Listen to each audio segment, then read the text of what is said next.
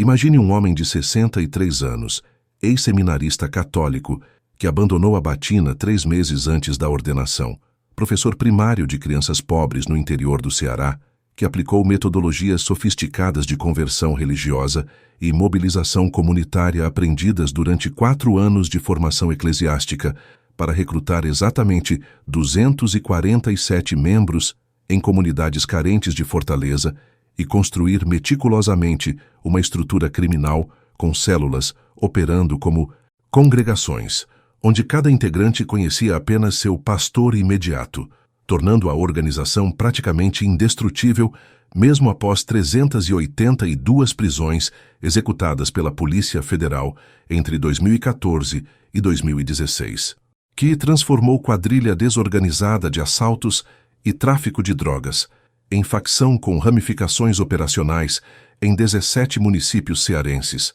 substituindo hierarquias militares tradicionais por modelo celular inspirado nas comunidades eclesiais de base da teologia da libertação, criando organização onde lealdade era cultivada através de rituais quase religiosos, senso de pertencimento espiritual e uma ideologia perturbadora de redenção pelo crime que oferecia identidade e propósito, jovens que a sociedade brasileira já tinha definitivamente descartado. O que você vai descobrir sobre Vanderlei Castro dos Santos vai mostrar como ferramentas de mobilização social desenvolvidas para fins nobres, evangelização, formação de lideranças comunitárias, criação de vínculos fraternos entre oprimidos, podem ser sistematicamente pervertidas em instrumentos de violência organizada quando aplicadas por alguém que compreende profundamente a psicologia de comunidades marginalizadas e a falência moral das instituições estatais brasileiras. Ele não era apenas um criminoso violento, calculista comandando operações de tráfico internacional.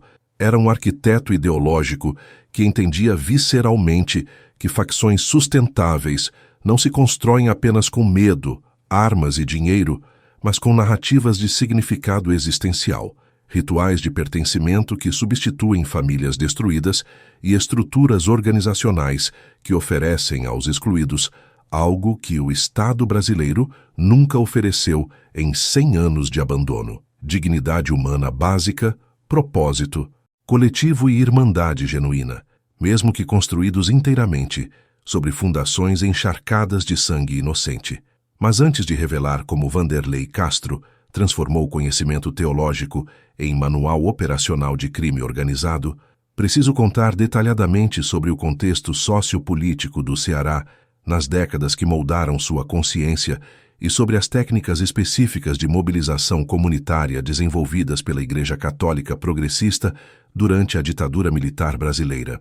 Porque quando você entender profundamente como a teologia da libertação ensinava a formação de células autônomas coordenadas, cultivo de lideranças horizontais e criação de narrativas de opressão e redenção, vai perceber com clareza perturbadora como cada técnica pastoral que Vanderlei aprendeu para salvar almas foi metodicamente adaptada para construir a facção criminosa mais sofisticadamente estruturada que o Nordeste brasileiro já testemunhou. Essa história absolutamente extraordinária aconteceu entre 1998 e 2014 no Ceará, principalmente nas periferias de Fortaleza. De onde vocês estão assistindo? Deixa aí nos comentários sua cidade. E se vocês curtem casos reais sobre crime organizado, manipulação psicológica e as fronteiras morais entre justiça e vingança, se inscreve no canal e ativa o sino, porque a história completa de Vanderlei Castro dos Santos vai mostrar como um homem com formação religiosa construiu uma das organizações criminosas mais complexas do Brasil, usando exatamente as mesmas técnicas que a Igreja Católica usava para formar comunidades de fé. Vamos descobrir juntos como a linha entre redenção e condenação pode ser muito mais tênue do que qualquer um de nós imagina. Para entender completamente a história absolutamente extraordinária de Vanderlei Castro dos Santos, primeiro preciso contextualizar meticulosamente o Ceará das décadas de 1970, 1980 e 1990, particularmente a periferia explosiva de Fortaleza e Os municípios da região metropolitana, como Caucaia, Maracanaú, Maranguape e Pacatuba, onde a combinação devastadora de migração massiva causada por secas recorrentes, industrialização caótica, sem planejamento urbano adequado e omissão criminosa do Estado brasileiro, criou favelas que cresciam exponencialmente mais rápido que qualquer infraestrutura de serviços públicos básicos: água encanada, energia elétrica confiável, coleta de lixo, postos de saúde, escolas funcionais, delegacias de polícia, que não fossem meros postos de tortura e extorsão.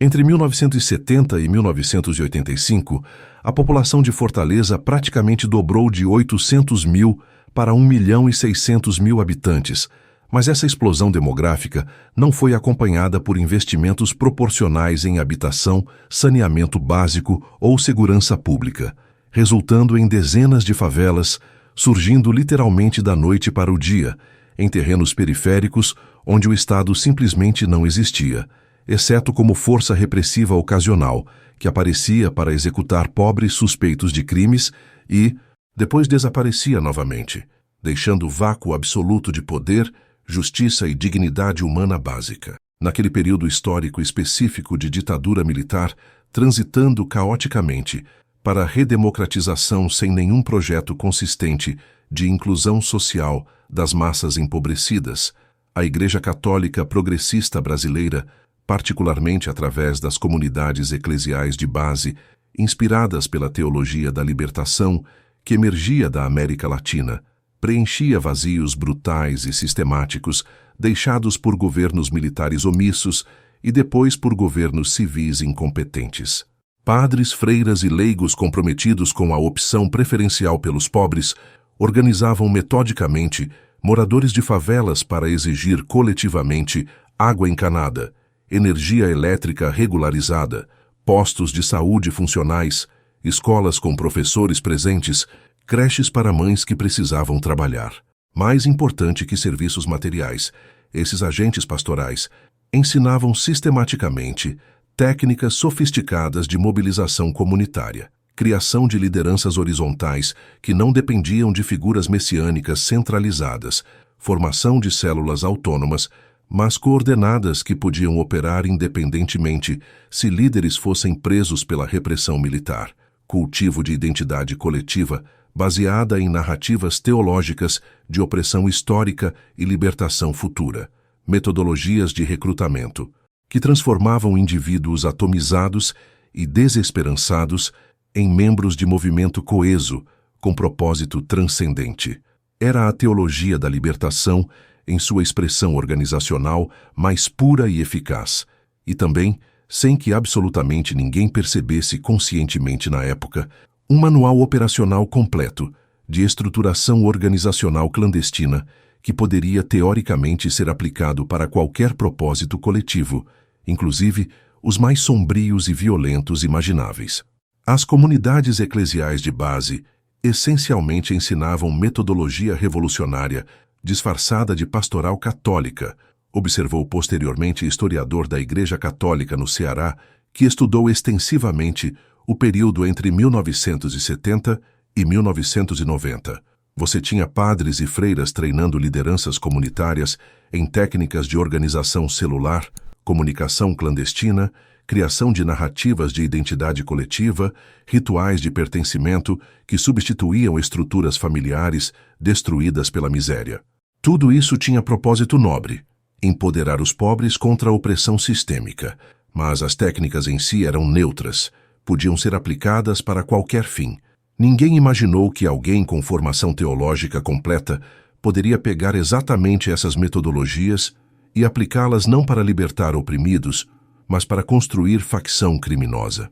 O jovem Vanderlei Castro absorvia absolutamente tudo isso no Seminário Diocesano São José em Fortaleza, entre março de 1976 e janeiro de 1979, estudando minuciosamente Paulo Freire e sua Pedagogia do Oprimido, Leonardo Boff e sua Eclesiologia das Comunidades de Base, Frei Beto, e suas reflexões sobre organização popular, Gustavo Gutierrez, e sua Teologia da Libertação Sistemática, aprendendo através de aulas teóricas e estágios pastorais práticos, como palavras certas ditas no momento, psicológico correto e estruturas organizacionais apropriadas, podiam transformar multidões desorganizadas, de pobres desesperançados, em movimentos coesos extraordinariamente capazes de desafiar poderes estabelecidos, militares, econômicos, políticos.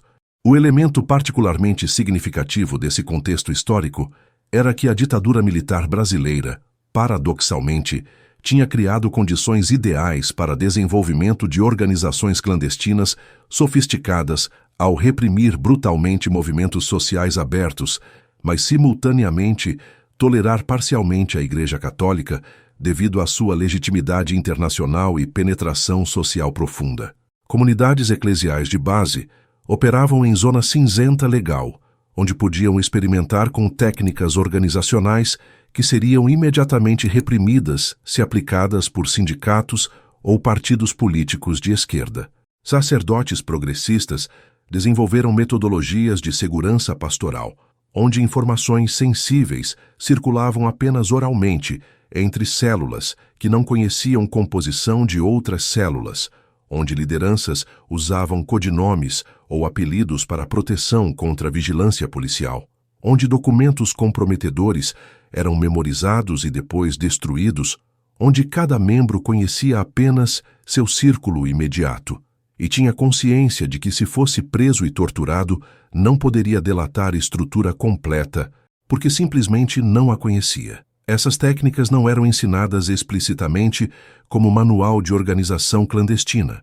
Eram transmitidas através de prática pastoral cotidiana, observação de como comunidades eficazes operavam, participação em redes que sobreviviam apesar de repressão constante. Vanderlei Castro, jovem seminarista inteligente e observador entre 16 e 19 anos, absorvia cada detalhe, cada técnica, cada princípio organizacional, inicialmente com intenção genuína de usá-los para evangelização e mobilização social legítima, sem imaginar que 15 anos depois aplicaria exatamente esse conhecimento para a finalidade radicalmente oposta, mas estruturalmente idêntica: construir organização criminosa praticamente indestrutível, mesmo sob perseguição policial massiva. Aspecto particularmente perturbador do contexto cearense nas décadas de 1980 e 1990 era o colapso progressivo das instituições estatais de segurança pública e justiça criminal em credibilidade e legitimidade moral perante populações periféricas. Polícia Militar do Ceará tinha reputação nacional como uma das mais corruptas e violentas do Brasil, com milícias de extermínio operando abertamente, grupos de policiais executando sumariamente suspeitos sem qualquer processo legal, esquemas sistemáticos de extorsão de comerciantes e traficantes, tortura rotineira em delegacias que todo mundo conhecia, mas ninguém conseguia provar formalmente. Entre 1985 e 1995, organizações de direitos humanos documentaram pelo menos 237 casos de execuções sumárias por policiais militares em Fortaleza, mas apenas 3 policiais foram efetivamente condenados e presos, taxa de impunidade de 98,7%, que comunicava mensagem inequívoca às populações pobres. O Estado brasileiro não tem absolutamente nenhuma legitimidade moral. Suas leis existem apenas para proteger ricos e punir pobres.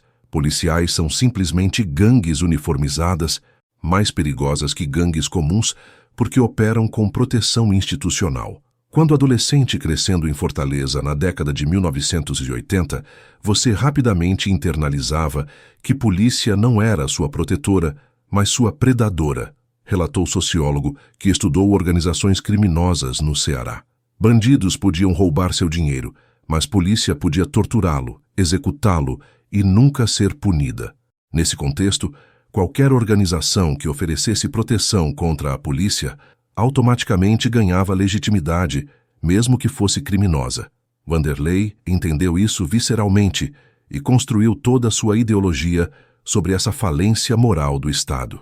Era nesse contexto histórico absolutamente devastador de abandono estatal sistemático, violência policial rotineira e impune, miséria urbana crescente sem perspectiva de melhora e, simultaneamente, metodologias sofisticadas de organização comunitária circulando através de redes eclesiais progressistas, que Vanderlei Castro dos Santos nasceu, cresceu, formou-se intelectualmente e espiritualmente, foi brutalmente desiludido por hipocrisias institucionais e, finalmente, testemunhou a injustiça catalisadora que o transformaria de educador religioso amargurado em ideólogo de uma das organizações criminosas mais sofisticadamente estruturadas que o Brasil já conheceu. Todo elemento dessa história, a estrutura celular, os rituais de pertencimento, a narrativa de redenção pelo crime, a lealdade feroz cultivada entre membros, tem raízes diretas e rastreáveis nas técnicas que a teologia da libertação desenvolveu para empoderar oprimidos, pervertidas sistematicamente por homem que conhecia essas técnicas intimamente porque as tinha estudado com intenção original de salvar almas, não de construir império criminal sobre cadáveres de dezenas de vítimas inocentes e culpadas indistintamente. Vanderlei Castro dos Santos nasceu em 17 de abril de 1962, em Maranguape, município da região metropolitana de Fortaleza, situado aos pés da Serra de Maranguape, filho de José Ferreira dos Santos e Maria da Conceição Castro, pequenos agricultores que cultivavam feijão, milho e mandioca, em 3 hectares de terra árida, arrendada de fazendeiro local. Família profundamente católica e tradicionalista. José Ferreira nunca perdeu uma missa dominical nos 47 anos que viveu. Maria da Conceição rezava o terço completo todas as noites, mesmo após jornadas exaustivas de trabalho na roça sob sol cearense que derretia pedras. Vanderlei era o quarto de 7 filhos. 2 morreram na infância de doenças gastrointestinais causadas por água contaminada. Sobreviveram 5, 3 irmãos mais velhos, Vanderlei, e uma irmã mais nova. Infância marcada por pobreza material severa, mas não absoluta, estabilidade familiar relativa, pai presente e trabalhador, mãe afetuosa dentro dos limites permitidos por trabalho extenuante, e catolicismo vivido não apenas como religião, mas como estrutura completa de interpretação do mundo. Sofrimento terreno era aprovação divina, resignação era virtude, salvação viria após morte para aqueles que suportassem tribulações com fé inabalável. Elemento distintivo de Vanderlei desde a infância era a inteligência verbal extraordinariamente desenvolvida, em contexto onde a maioria das crianças mal conseguia ler frases simples. Aos 7 anos, já lia fluentemente a Bíblia familiar, única literatura disponível em casa além de almanaque e alguns folhetos de cordel que pai ocasionalmente comprava na feira. Aos 9 anos, memorizava salmos inteiros após 2 leituras, recitava-os com entonação dramática que impressionava vizinhos analfabetos. Padre da paróquia de Maranguape, visitando a família para batismo da irmã mais nova, ficou impressionado quando o menino de 9 anos fez perguntas teológicas sofisticadas sobre reconciliação entre sofrimento humano e bondade divina. Problema do mal em linguagem teológica formal, articulado por criança descalça que nunca tinha estudado filosofia, mas pensava naturalmente em categorias abstratas. Esse menino tem vocação sacerdotal, declarou o padre aos pais. Palavras que José Ferreira e Maria da Conceição receberam como bênção divina. Ter filho padre era honra suprema para a família católica pobre, garantia de salvação eterna e prestígio social imediato. Quando a seca devastadora de 1970 transformou o interior cearense em cemitério a céu aberto, safras completamente perdidas por 8 meses consecutivos sem chuva, gado morrendo de sede e fome, reservatórios secando até expor fundo rachado, família de Vanderlei foi forçada a migrar para Fortaleza como milhares de outras famílias de retirantes que fugiam de morte lenta por inanição.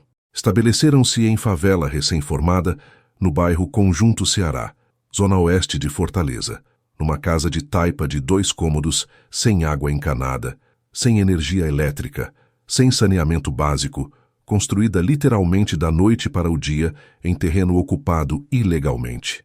José Ferreira conseguiu trabalho irregular como ajudante de pedreiro, Maria da Conceição como lavadeira, Os 3 filhos mais velhos foram trabalhar em vez de estudar, mas Vanderlei, o 4º filho que o padre tinha declarado vocacionado, foi mantido na escola com sacrifício familiar significativo. A adaptação à vida urbana periférica foi traumática. Criança acostumada a espaços abertos e ritmo rural repentinamente confinada em favela superlotada, violenta, barulhenta, suja. Mas refúgio permanente era a Igreja Católica do bairro, Paróquia São Francisco de Assis, onde Padre Augusto Mendes, um dos expoentes locais da teologia da libertação, formado na linha progressista que emergia do Concílio Vaticano II e das conferências episcopais latino-americanas de Medellín e Puebla, reconheceu imediatamente em Vanderlei não apenas inteligência incomum, mas perfil psicológico específico, jovem introspectivo, articulado, naturalmente empático com sofrimento alheio, capaz de ouvir histórias de dor sem julgamento, dotado de carisma sutil que fazia pessoas confiarem nele instintivamente. Aos 14 anos, em março de 1976, Vanderlei Castro entrou no Seminário Menor Diocesano São José em Fortaleza, instituição que preparava adolescentes vocacionados para eventualmente prosseguirem ao Seminário Maior e ordenação sacerdotal. Período de formação entre 1976 e 1979 foi absolutamente crucial para desenvolvimento intelectual, espiritual e técnico que décadas depois seria pervertido em construção de facção criminosa.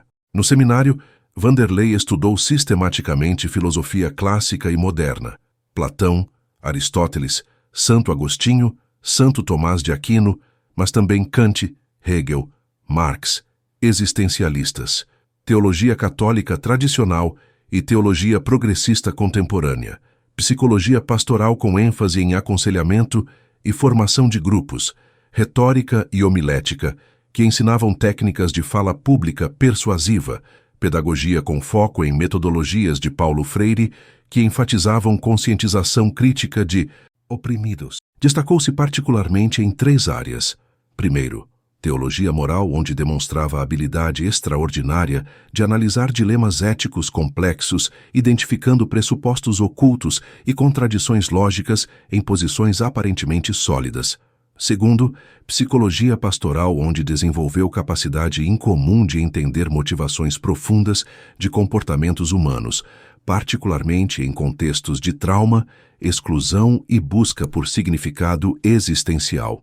Terceiro, e mais significativo para a futura trajetória criminosa, em metodologias de organização comunitária, onde aprendeu técnicas concretas de formação de comunidades eclesiais de base. Especialidade particular de Vanderlei durante formação seminarística era catequese e pastoral juvenil. Ele tinha a habilidade sobrenatural de conectar-se emocionalmente com adolescentes rebeldes, marginalizados, revoltados contra autoridades, oferecendo-lhes narrativas teológicas que transformavam suas existências miseráveis e aparentemente sem sentido em épicos dramáticos de resistência contra a opressão sistêmica e busca por redenção coletiva.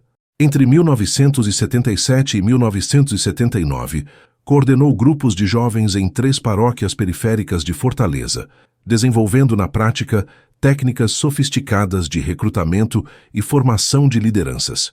Sessões individuais, onde ouvia histórias pessoais por horas, sem interromper ou julgar, criando vínculo de confiança profundo. Apresentação de conceitos teológicos complexos através de linguagem simples e metáforas extraídas da experiência cotidiana dos jovens. Formação de pequenos grupos de 5 a 7 pessoas que se reuniam semanalmente para a partilha de fé, criando redes de apoio mútuo e identidade coletiva. Identificação de lideranças naturais que então eram treinadas para replicar processo com outros grupos, gerando crescimento orgânico exponencial. Criação de rituais e símbolos, músicas específicas, orações coletivas, gestos de solidariedade, que reforçavam um senso de pertencimento a algo maior que indivíduos atomizados. Vanderlei tinha dom raro de fazer cada jovem sentir-se simultaneamente único e parte de comunidade sagrada, recordou o padre que supervisionou seu trabalho pastoral. Ele construía lealdade não através de autoridade imposta, mas através de empatia genuína e narrativas de significado. Jovens que antes eram rebeldes sem causa, tornavam-se militantes dedicados à transformação social. Tudo porque Vanderlei sabia exatamente como falar com cada um. Aspecto particularmente perturbador da formação de Vanderlei era que ele internalizou completamente princípios organizacionais das comunidades eclesiais de base, células pequenas e autônomas que podiam operar independentemente, estrutura horizontal onde lideranças emergiam organicamente, em vez de serem impostas verticalmente, comunicação predominantemente oral que deixava poucos rastros documentais, cultura de confidencialidade onde assuntos discutidos em reuniões de célula não eram compartilhados externamente, uso de codinomes ou apelidos para proteger identidades em contextos de repressão, metodologia de recrutamento baseada em relações pessoais de confiança em vez de propaganda aberta, ênfase em rituais coletivos que reforçavam identidade grupal e comprometimento emocional. Tudo isso tinha justificativa pastoral legítima: proteger comunidades de repressão militar, empoderar pobres através de organização que Estado não podia facilmente desmantelar, criar espaços de dignidade humana em contextos de violência e exclusão. Mas as técnicas eram estruturalmente idênticas a metodologias de organizações clandestinas, revolucionárias ou criminosas. Apenas os objetivos diferiam. Vanderlei absorvia cada detalhe com dedicação de estudante brilhante. Participava de dezenas de reuniões de planejamento pastoral, onde estratégias eram debatidas explicitamente. Observava como comunidades eficazes sobreviviam e cresciam, apesar de obstáculos externos. Memorizava princípios organizacionais que, décadas depois, aplicaria em contexto absolutamente oposto, mas tecnicamente equivalente. Mas em janeiro de 1979, 3 meses antes da ordenação diaconal, que seria passo final, antes de ordenação sacerdotal, a trajetória eclesiástica de Vanderlei foi destruída abruptamente e irreversivelmente. Foi acusado formalmente de envolvimento inapropriado com Luciana Farias, jovem de 17 anos, que participava do grupo de jovens que ele coordenava na paróquia Nossa Senhora das Graças, no bairro Bom Jardim. A acusação específica nunca foi tornada pública oficialmente. Registros diocesanos foram lacrados, mas relatos de pessoas próximas ao caso indicam que Luciana teria confessado à sua mãe que mantinha relacionamento romântico com Vanderlei há pelo menos 4 meses, que ele tinha prometido abandonar seminário e casar-se com ela, que houve contato físico de natureza sexual, embora aparentemente não consumação completa. Quando confrontado pelo reitor do seminário e pelo bispo diocesano, Vanderlei negou veementemente as acusações, alegou que Luciana era adolescente emocionalmente instável, que tinha desenvolvido fantasia romântica não correspondida, que ele apenas tinha sido conselheiro pastoral compassivo em momento de crise familiar da jovem, que a acusação era injustiça grotesca contra pessoa inocente. Mas a Igreja Católica, particularmente sensível a escândalos sexuais envolvendo seminaristas e ainda mais em contexto de ditadura militar, onde qualquer controvérsia podia ser usada para deslegitimar a instituição inteira, optou por caminho mais seguro institucionalmente. Vanderlei foi sumariamente expulso do seminário sem processo formal, sem direito de defesa adequada, sem apelação possível, simplesmente removido e instruído a nunca mais retornar. O que morreu naquele janeiro de 1979 não foi apenas carreira eclesiástica de jovem de 17 anos, a 3 meses de realizar sonho que sua família considerava bênção divina. Foi toda uma visão de mundo, toda uma fé em instituições, toda uma crença em justiça e redenção dentro de sistemas estabelecidos. Vanderlei deixou o seminário convencido profundamente e irreversivelmente de várias proposições que moldaram todo o seu pensamento subsequente. Primeiro, que a Igreja Católica era fundamentalmente hipócrita, pregava misericórdia, mas praticava julgamento sumário, defendia pobres, mas protegia sua reputação institucional acima de verdade ou justiça individual. Segundo, que sociedade brasileira punia pobres por transgressões menores ou alegadas que perdoava sistematicamente em ricos e poderosos. Seminarista pobre, era expulso por suposto relacionamento com adolescente de 17 anos, mas padres ricos de famílias influentes que cometiam abusos reais eram discretamente transferidos. Terceiro, que todas as instituições, religiosas, estatais, legais, educacionais, eram fraudes elaboradas, máscaras de legitimidade cobrindo estruturas de poder arbitrário, onde justiça era ficção e força era realidade. Quarto, e mais fundamentalmente corrosivo, que não havia redenção possível dentro do sistema, apenas fora dele, através de estruturas alternativas que operavam segundo lógicas próprias, sem submissão a hipocrisias oficiais. Esse niilismo institucional absoluto, essa descrença radical em legitimidade de qualquer autoridade estabelecida, seria fundamento psicológico e ideológico sobre o qual décadas depois construiria facção criminosa, não por ganância ou amor à violência, mas por convicção genuína de que Estado e sociedade eram tão moralmente falidos que qualquer alternativa, mesmo criminosa, tinha equivalência moral ou até superioridade se oferecesse aos excluídos aquilo que o sistema legal hipocritamente prometia, mas jamais entregava: dignidade, justiça, pertencimento, redenção.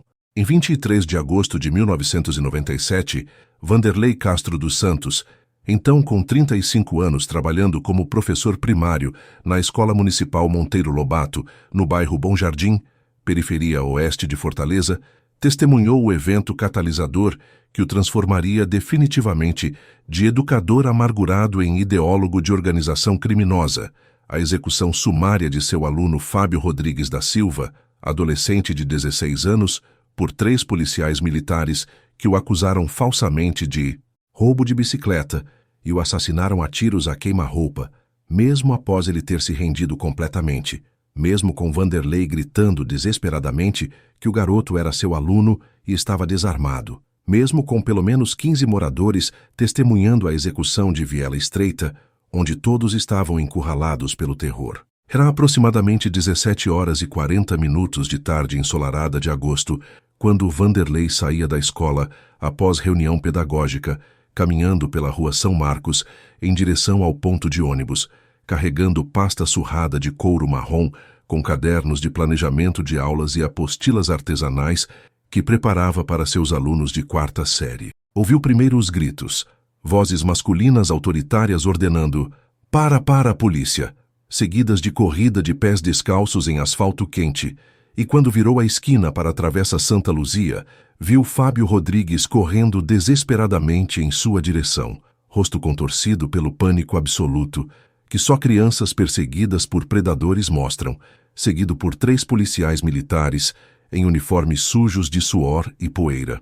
Fábio era aluno extraordinariamente brilhante e gentil, órfão de pai morto em acidente de construção quando ele tinha 9 anos, morava com mãe lavadeira em barraco de madeira a 200 metros da escola, responsável por cuidar de 3 irmãos menores, enquanto mãe trabalhava 12 horas diárias lavando roupas para famílias classe média.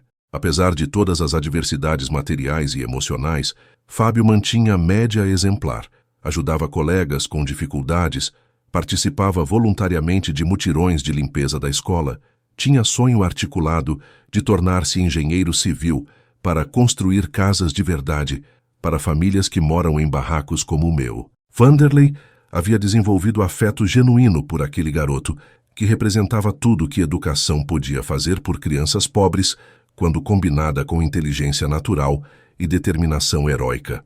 E agora via Fábio correndo aterrorizado, virando-se para gritar: "Tio Vanderlei, ajuda!", usando o tratamento respeitoso que alunos usavam para professores queridos, olhos suplicantes pedindo intervenção adulta que certamente resolveria mal-entendido óbvio. Vanderlei instintivamente gritou para os policiais: "Ele é meu aluno, está desarmado, é um menino." Mas os 3 PMs, vendo o garoto encurralado no fim da viela sem saída, onde Vanderlei tinha parado, simplesmente levantaram suas pistolas e começaram a atirar. Fábio levantou as mãos em gesto universal de rendição. Gritou: "Não fiz nada, senhor." Mas as palavras foram cortadas pela primeira bala que atingiu seu ombro esquerdo. Segunda e terceira balas perfuraram abdômen e peito, Mais disparos acertaram o corpo já caído, que se contorcia no asfalto. Tudo aconteceu em menos de 8 segundos. Vanderlei ficou paralisado, incapaz de processar que policiais tinham executado criança desarmada que havia se rendido. Quando finalmente aproximou-se do corpo, Fábio estava morto, olhos fixos em céu sem nuvens, sangue escuro formando poça. Os 3 policiais permaneciam a 5 metros fumando cigarros, ocasionalmente olhando para Vanderlei e moradores com expressões que comunicavam: não façam nada ou vocês serão próximos. Mãe de Fábio, Dona Conceição Rodrigues, chegou 15 minutos depois. Seu grito ao ver o corpo foi som que Vanderlei nunca esqueceu, desintegração vocal de ser humano que perdeu razão de existir. Ela caiu sobre o corpo tentando abraçá-lo, manchando roupa com sangue do filho, repetindo meu menino, em litania devastadora. Os policiais permaneceram indiferentes. Dentro de 40 minutos, chegou viatura do IML. Funcionários carregaram Fábio em saco plástico preto, e vida foi reduzida a número em estatística. Nos 9 dias seguintes, Vanderlei acompanhou Dona Conceição em via crucis pelas instituições do Estado, tentando obter justiça. Na delegacia, escrivão classificou o caso como resistência seguida de morte e arquivou papéis. Quando Vanderlei protestou que Fábio estava desarmado e rendido, que 15 moradores testemunharam a execução, escrivão respondeu: professor, não me complica a vida. Ninguém vai mexer com PM por causa de pivete morto, deixa pra lá. Na corregedoria, capitão prometeu investigação completa e nunca mais entrou em contato. A investigação consistiu em pedir aos 3 policiais relatórios, onde todos descreveram versão idêntica. Fábio cometeu roubo, fugiu, gesticulou como se fosse sacar arma. Foi necessário o uso de força letal. Nenhuma testemunha civil foi ouvida. Em 42 dias, Corregedoria concluiu não houve irregularidade e arquivou o caso. Os 3 policiais não sofreram nenhuma punição. Dona Conceição morreu em abril de 1998, 8 meses após assassinato de Fábio, de infarto aos 52 anos. Médicos disseram: ataque cardíaco súbito, mas todos sabiam. Foi morte causada por dor emocional e impotência sistêmica. Vanderlei compareceu aos 2 enterros, Fábio e Dona Conceição, no mesmo cemitério, sepulturas separadas por 30 metros, e entre essas covas algo fundamental cristalizou-se. O Estado brasileiro não tinha legitimidade moral. Suas leis eram ficções para controlar pobres. Suas instituições eram farsas. Qualquer organização que oferecesse aos excluídos proteção, justiça e dignidade que Estado negava seria moralmente equivalente ou superior, mesmo que operasse fora da legalidade. A semente estava plantada. Entre junho de 1998 e dezembro de 2011, Vanderlei construiu metodicamente a família do Norte, usando técnicas do seminário. Entrou na facção através de Diego Costa, ex-aluno que o apresentou a Robertão, líder local. Vanderlei não ofereceu músculos ou armas.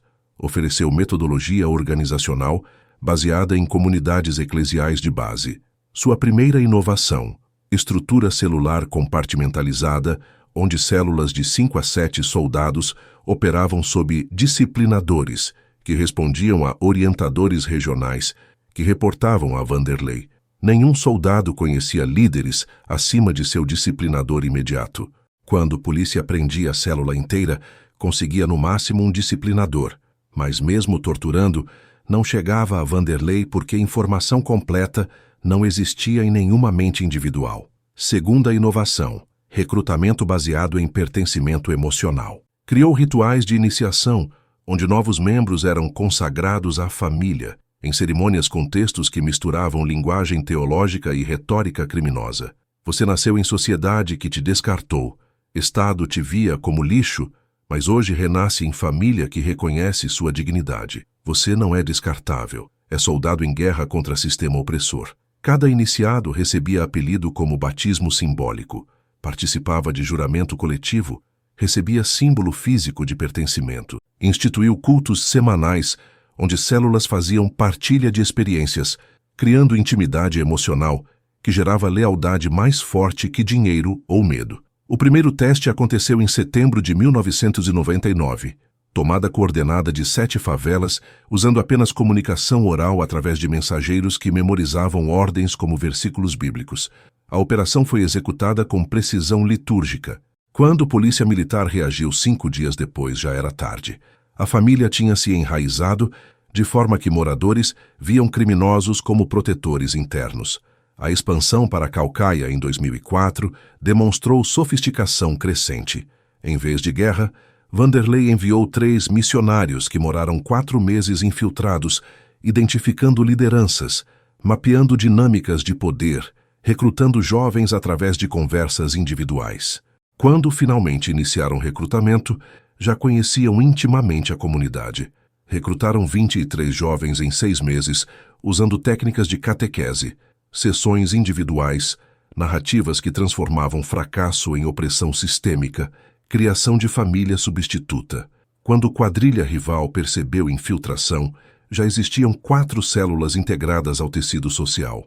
Entre 2006 e 2008, infiltraram o sistema prisional, recrutando 147 detentos em 6 presídios, usando evangelistas do crime, que ofereciam proteção e narrativa. Você está preso porque o sistema escolheu você como bode expiatório, mas aqui tem irmãos verdadeiros. Criaram células carcerárias que se reproduziam nas ruas quando membros eram libertados. Comunicação usava visitantes como correios inconscientes, mensagens codificadas em linguagem inocente. Minha mãe está bem significava operação aprovada. Em 2010, enfrentaram o Comando Vermelho, que tentou estabelecer células em território da família. Vanderlei criou o conceito de mártires da família, execuções apresentadas publicamente como purificação de traidores. A mais chocante foi a assembleia comunitária, onde explicaram por 2 horas por que vítima tinha traído a comunidade. Era terrorismo psicológico, disfarçado de justiça popular, e funcionou porque Vanderlei construiu narrativa tão poderosa que moradores viam família como protetora legítima. Em agosto de 2013, a família cruzou linha definitiva. Assassinou 2 policiais militares que tinham executado 3 membros da facção. Era a primeira vez que facção cearense atacava diretamente Estado. Vanderlei sabia os riscos, mas argumentou: se não respondermos, perdemos legitimidade que construímos. Os 2 policiais, conhecidos por brutalidade e execuções, foram monitorados 3 semanas. Em 9 de agosto, 4 membros os executaram, deixando cartaz: o Estado executa pobres sem punição há décadas. Hoje a família responde. Resposta estatal foi devastadora. Estado de emergência, Força Nacional, Operação Muralha de Fogo, com 382 prisões em 3 meses. Polícia invadiu 17 favelas com 1.200 soldados. 12 supostos membros morreram em confrontos que testemunhas diziam serem execuções. Vanderlei tornou-se alvo prioritário com recompensa de R$50 mil.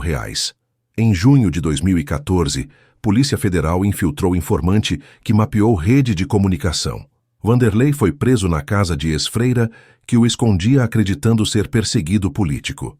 Polícia encontrou 3 cadernos manuscritos, estrutura celular, textos de rituais, código de comunicação, princípios ideológicos, manual operacional completo da família. Foi condenado em 2015 a 117 anos por organização criminosa, tráfico internacional, homicídios, lavagem de dinheiro. A sentença reconheceu: o réu era ideólogo que conscientemente perverteu técnicas pastorais em instrumentos de crime organizado. Hoje cumpre pena em Mossoró, isolado 23 horas por dia. A família foi desmantelada, mas entre 2016 e 2024 surgiram 7 facções que replicam seu modelo celular, como se técnicas fossem conhecimento público. O legado permanece como questionamento. Vanderlei criou o vazio que explorou ou preencheu o vazio que Estado criou ao abandonar periferias?